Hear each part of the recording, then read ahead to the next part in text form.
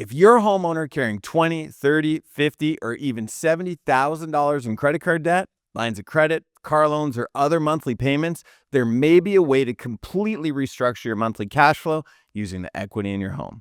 But before you do it, there's one massive mistake I want you to avoid, because refinancing your mortgage to pay off debt can potentially save you hundreds or even thousands of dollars in monthly payments.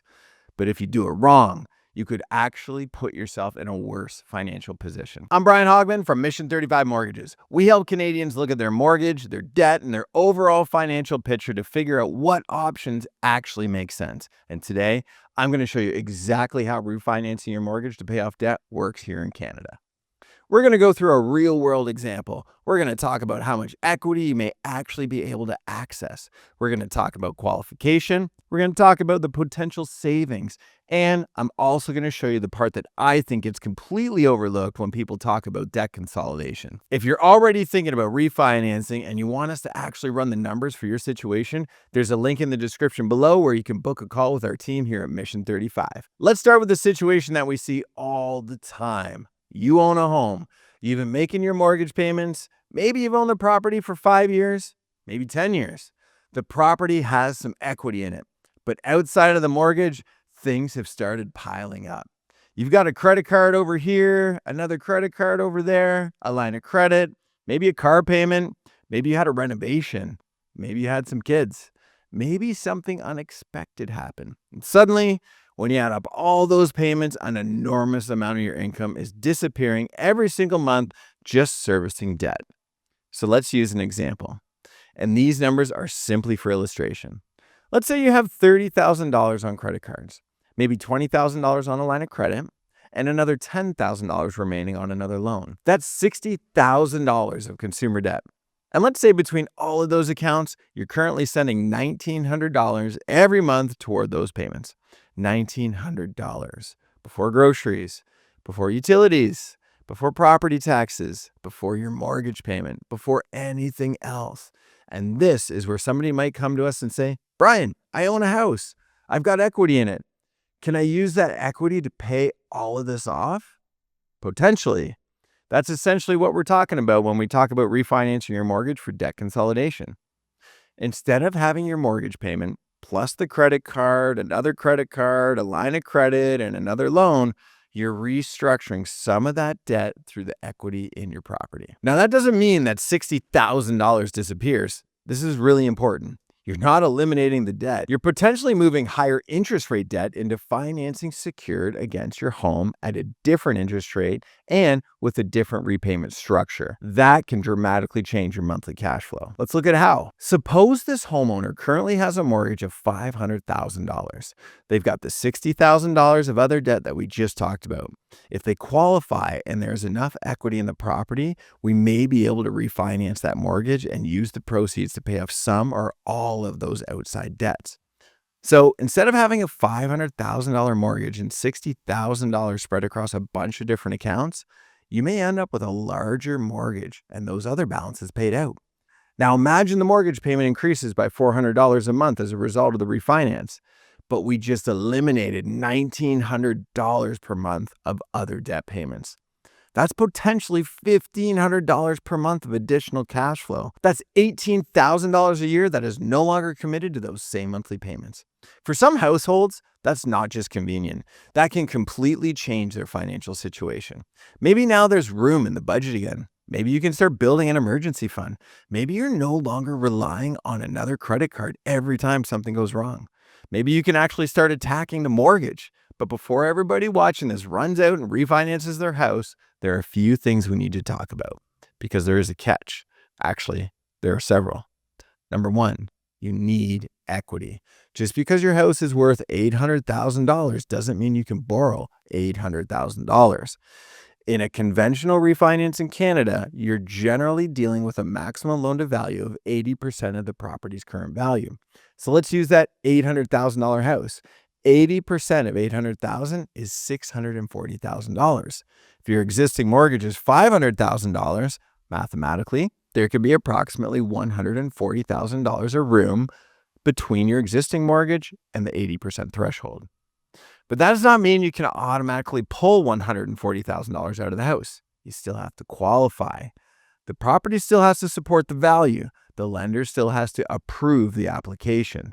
There could be costs associated with refinancing, and your individual circumstances will determine how much, if anything, you can actually access. This is especially important for homeowners who bought near the top of the market. Maybe you bought a property for $900,000 a few years ago, but today that property appraises at $800,000.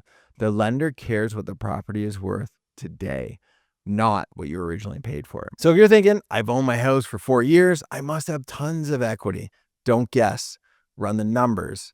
Now, number 2, you still have to qualify. This is another misconception. People sometimes think it's my equity. Why do I have to qualify to access my own equity? Because you're taking out new financing. And if you're refinancing through a federally regulated lender, you're generally going to have to qualify under the mortgage stress test. Currently, that means qualifying at the greater of your contract rate plus 2% or 5.25%. And the lender's also going to look at your income, your credit, your existing debts, your mortgage, your property, your debt service ratios, and the overall application. So having equity does not automatically mean you qualify for the refinance. Now, here's where debt consolidation can actually become interesting because those debts you're trying to pay out are also currently affecting your qualification. So part of the conversation with the lender can involve paying those debts directly from the refinance proceeds. This is exactly why you need somebody to actually run the file instead of trying to determine the answer based on the value of your house alone. Now, let's get to number 3.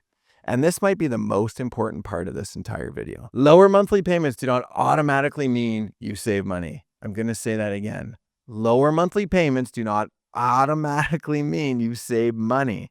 If I take $60,000 of debt that you might otherwise have paid off over 3, 4, or 5 years, and I stretch that debt over 20 or 25 years inside your mortgage, of course, I could potentially make the monthly payment look dramatically smaller. We're stretching the repayment over a much longer period of time. That doesn't necessarily mean that's the best financial decision. You have to look at the total cost. And this is where I think responsible debt consolidation becomes very different from simply trying to get the lowest possible monthly payment. If consolidating the debt creates $1,500 per month in breathing room, what are we doing with that $1,500? Are we spending it? Are we using some of that money to accelerate the mortgage, pay it down quicker? Could we increase the mortgage payment? Could we make lump sum payments? Could we take $500 or $1,000 of that newly available cash flow and aggressively pay that debt down? Because that's when the strategy can become much more powerful. You improve the household's immediate cash flow, but you also create a plan for getting rid of the debt instead of simply hiding it inside a 25-year mortgage. And that leads perfectly into number 4. You have to fix the behavior that created the debt. This is the warning that nobody wants to hear. Let's say we refinance your mortgage. We pay off $30,000 of your credit cards, $20,000 on the lines of credit, another $10,000 on a loan. Great. You now have 0 balances on those accounts. If 12 months from now, you've run those credit cards back up to $30,000 again, we have a problem.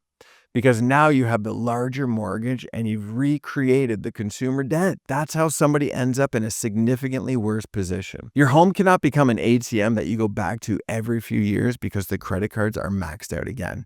There has to be a plan. Sometimes that means reducing credit limits. Sometimes that means closing certain accounts. Sometimes it means creating a budget. Sometimes it means building an emergency fund so the next unexpected expense doesn't immediately go onto a credit card. The refinance can give you a reset, but what you do with that reset matters. Number 5, there can be costs to refinancing. If you're in the middle of your existing mortgage term, there may be a penalty to break that mortgage. Depending on the situation, there may also be legal costs, an appraisal, discharge costs, registration costs, potential lender or brokerage fees, depending on the type of financing you're using. So let's say refinancing saves you $800 a month, but it's going to cost you $8,000 to restructure everything. That's something we need to know. How long does it take you to recover that cost? Does the refinance still make sense? Could we accomplish the same thing another way? Maybe the right answer is a refinance. Maybe it's a home equity line of credit. Maybe it's a second mortgage. Maybe it's waiting until renewal. Maybe it's talking to your existing lender. There isn't one answer that works for everybody. And that brings me to probably the biggest question. When does refinancing to consolidate debt actually make sense? For me, I want to see a few things. You have sufficient equity in the property. you can actually qualify for the new financing. We're meaningfully improving your overall financial position or cash flow. The cost of restructuring makes sense. And most importantly, we have a plan for what happens after the refinance. Because if you're saving $1,500 a month, I don't just want to celebrate the $1,500. I want to know where that money is going. If we can take somebody who is drowning every month, constantly paying minimum payments, constantly moving money between accounts, constantly relying on credit just to get through the month, and we can restructure everything so that household has breathing room, and we can put them on a path toward actually reducing their debt. That can be incredibly powerful.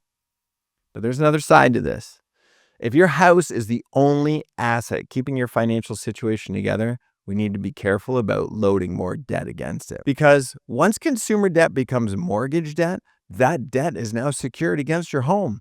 That's a very different situation than an unsecured credit card. So this isn't something I think people should do casually. You need to understand exactly what you're doing.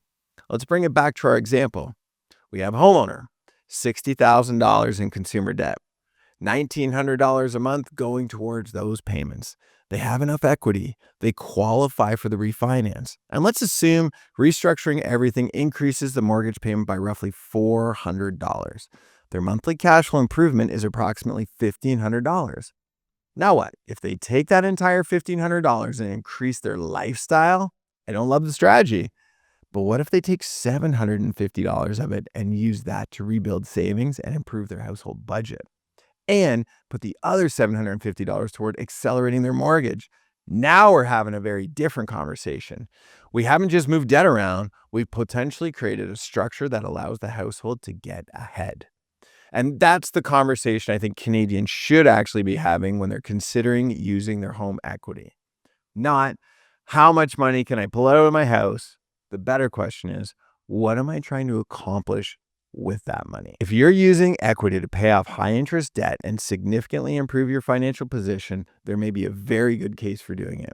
If you're using equity to clear the credit card so you can go finance another vehicle, take another vacation, start spending again, we probably need to have a different conversation. So if you're sitting at home right now and you're thinking, Brian, this sounds exactly like me. I've got equity in my house, I've got credit cards, I've got a line of credit, I've got all these payments coming out every month, and I don't actually know if refinancing would help me. Don't guess. Let's run the numbers. I'm Brian Hogben from Mission 35 Mortgages. There's a link in the description below where you can book a call directly with our team.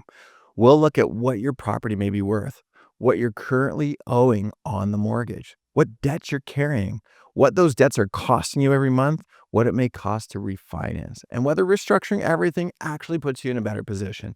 And if it doesn't make sense, we'll tell you. The point isn't to refinance everybody's mortgage. The point is to figure out whether there's a better structure for your particular situation.